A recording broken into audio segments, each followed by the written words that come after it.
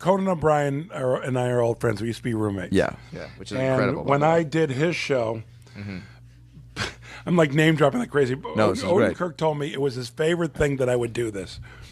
I went out on, and I wasn't like playing like I'm this person, but I went out on Conan. I said, no stand-up, only doing panel. I said, Robert Smigel was the producer with Conan then. He's like, yeah, you'll be better just panel. But I used to go out with a bit. Like I would go out and say like the Museum of Modern Art is honoring me, and I would show clips of my movie career. Oh, yeah. But I would do bits that like Steve Martin would do. Right. You know, where he's making fun of himself. Yes. But the joke was nobody knew who I was as I was doing all these bits as if I was a famous comedian all the time. But I just sort of felt like that felt right to me. Yeah. And then one day I woke up and I was a famous comedian, and now I don't do the bits. How did that? How did that friendship even? I mean, was the friendship was actually through Bob Odenkirk. I was living in Chicago. I lived by Wrigley Field, and Bob said, "Can my friend Conan needs a place to live? I know you've got that extra bedroom. And my first response, I swear to God, was, Conan, really?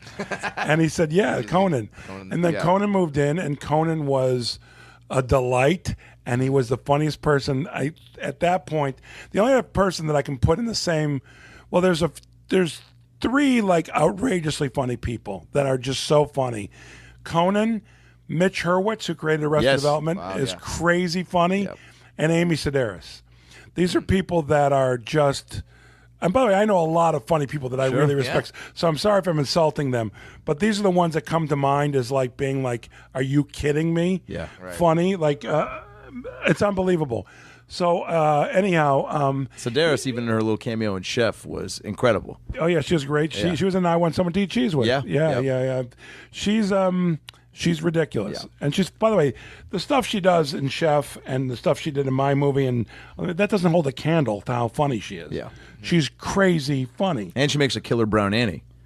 She invented the brown. I know she did. So Conan, so he said you got to give this guy a place. No, yeah. So he moved in, and he so tickled me. He was so funny that we used to do a fake talk show in our living room, and this is when Conan was a writer.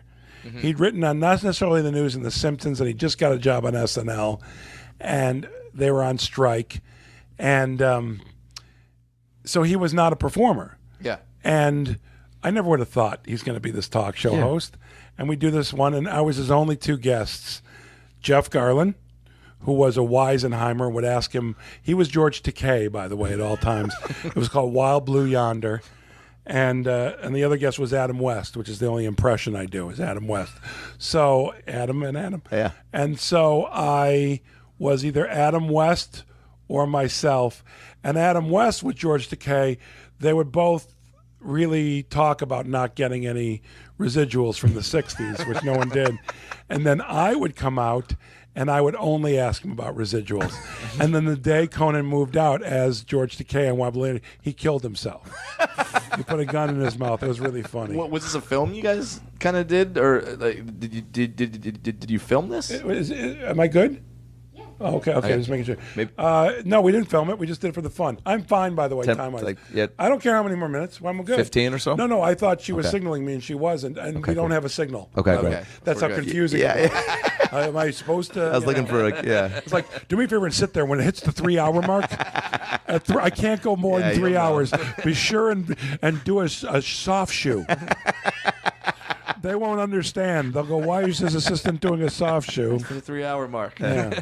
But so it's just something you guys did for you, just for us. No, always just to make you guys laugh. But that's what that's what we did. Curb Your Enthusiasm. Curb Your Enthusiasm. We had no idea anyone would find it funny. We were working in a vacuum the first season, especially. We just did what we thought was funny, and boom diggity, look.